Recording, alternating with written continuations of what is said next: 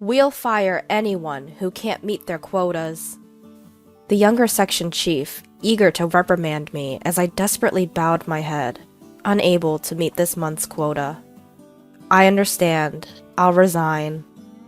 Pushed to the edge, both mentally and physically, I decided to leave the company. Oh my, really quitting? It'll be tough for an old man like you to lose your job, you know, the section chief scoffed at me. The day after I quit the company, I received a call from an ex-team member on my smartphone. What's up? It's terrible. Please come back, Mr. Watson.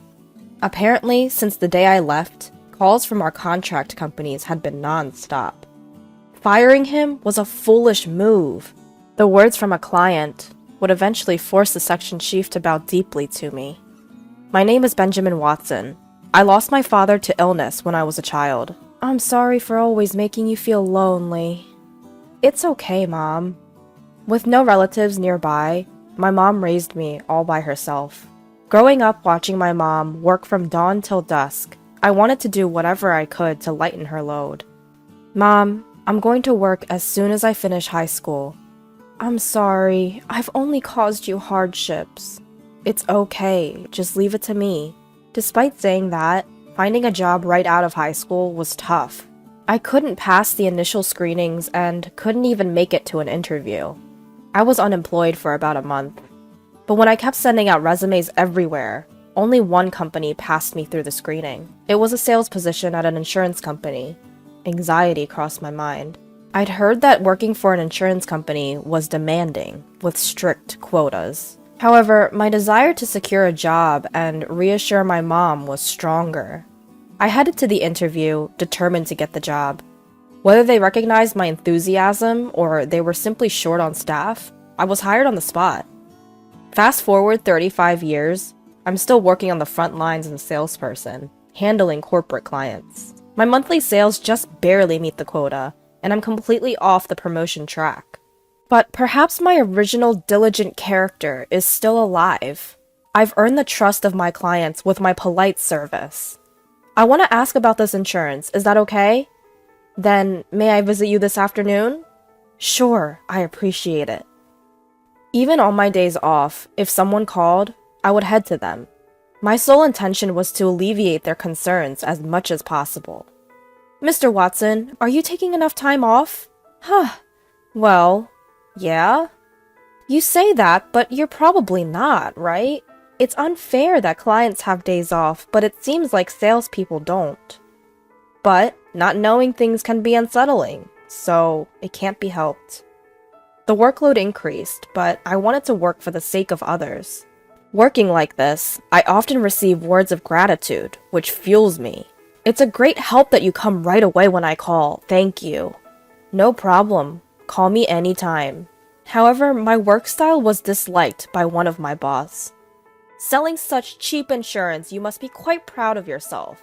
Proud?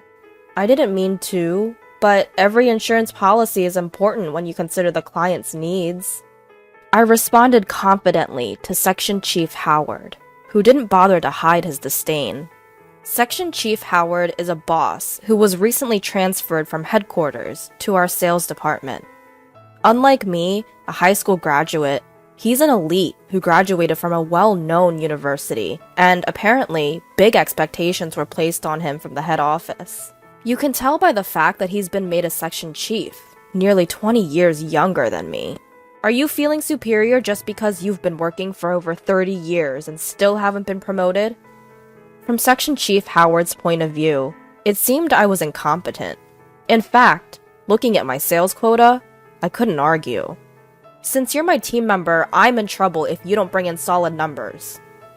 It seemed that Section Chief Howard was aiming for further promotion using this position as a stepping stone, and he was quite enthusiastic. Although that in itself isn't bad, I just couldn't bring myself to follow his directives.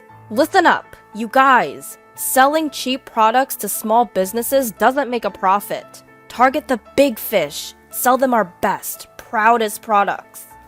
Section Chief Howard rallied the young salesmen and sent them out. Section Chief Howard's policy was to sell the best insurance to large accounts. In other words, to push the product with the highest premiums. I didn't like this approach. The insurance that Section Chief Howard was pushing covered various things and could fully prepare for any contingency. However, the higher the coverage, the higher the cost, which I didn't find conscientious. Insurance for any eventuality should not become a daily burden. Moreover, it included insurance that the client might not really need. Section Chief Howard said things like, "Consider the maximum possible occurrence, stir up anxiety, and make them feel the need for insurance. This is a sales skill." But to me, that's a ridiculous idea. I value providing insurance that suits each company, regardless of their size, by listening to each one. Because of this, it takes time, and I end up working late every day, but it's necessary to get their understanding. Section Chief Howard disregarded this. "Your way of working is really inefficient. Sell more quickly and earn more." Sorry. While apologizing, I ignored Section Chief Howard and I continued my way. Even though I was going against my boss, I couldn't confidently say that my way was absolutely right. "Are you listening to me?" "Huh? What did you say?" I had been neglecting my time with my family. Coming home late every night, I had almost no time with them. Exhausted from work, I was always inattentive to what my wife said. "I just want to spend more time with you." "I'm sorry, I'm just tired from work." "On your days off, you should really rest. I'm worried about your health." My wife was unhappy about the limited time we spent as a family. Even though I was supposed to be working for my family, they were voicing their dissatisfaction. Is this really okay? I was constantly questioning myself. And then my way of doing things hit a wall. Oh my, you couldn't meet your quota. I'm very sorry. I couldn't meet this month's quota. Section Chief Howard took this opportunity to scold me as I desperately apologized. "Mr. Watson, do you think you can make up for it next month?" "Well, that's..." "If the quota isn't met, the shortfall for this month must be added to next month's. As I'm barely meeting the quota as it is, the possibility of making it seemed incredibly low. If you can't, maybe you should consider becoming part-time?" Part-time? Can there really be a part-time salesman? While I was confused, Section Chief Howard smirked. "If you don't want that, then you're fired." I was declared fired. Fired. However, when I said it out loud for some reason, the word went down easily. I can't say I have no regrets about my current job, but haven't I been working hard, even cutting into my family time? I thought it might be good to accept being fired and treasure the family time I hadn't had until now. I pictured my wife's face. "Understood, I'll resign." "Oh my, really quitting? It's going to be tough for an old man like you to lose your job." Section Chief Howard continued to say things, but I bowed my head and returned to my seat. Having worked here for a long time since graduating high school, I would probably have to hand over my tasks. I started the process of resigning. That day, unusually, I came home on time. When I opened the front door, my wife, with a surprised look on her face, greeted me. At first she looked puzzled, but then she broke into a smile. "You're home early today. Dinner isn't ready yet. Could you wait a bit?" "Ah, thank you." This might have been the first time I really watched my wife cooking since we got married. I realized how much of my time had been consumed by work. "Well, I've decided to quit my job." "I see." My wife didn't ask for details when I told her I was resigning. The next day, I submitted my resignation to Section Chief Howard. He had a broad smile on his face. It seems like he was pleased. "Please, get the handover done quickly." Understood. I cleaned up my desk and explained my responsibilities to the person taking over. Until I quit, I visited clients together with my replacement. "What? Mr. Watson, you're quitting?" "Yes, well, there were many clients who tried to persuade me to stay, but I politely said my goodbyes. And then a month later, I left the company. Leaving the company I'd worked at for so long was sad, but my heart felt light. My wife seemed to be in a good mood, even though I was now unemployed. "You're not worried. even though I'm unemployed? Not at all. I was more worried that you were working too hard and might collapse one day. My wife had always been worried about me. I had been working so much that I made her worry.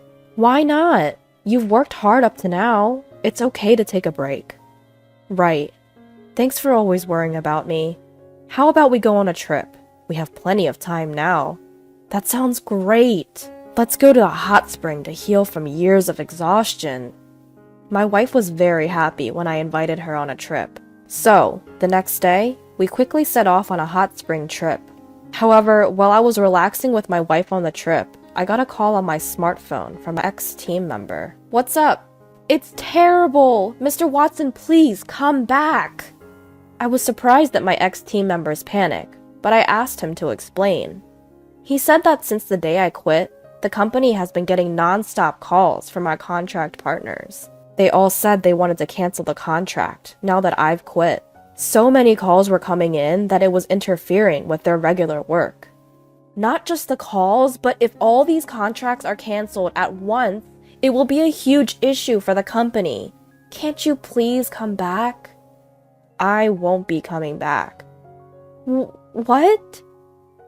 Deal with each company sincerely and carefully. That's it. My ex-team member was still talking, but I hung up and turned off my smartphone. My wife, who had been watching the exchange, looked puzzled. What happened?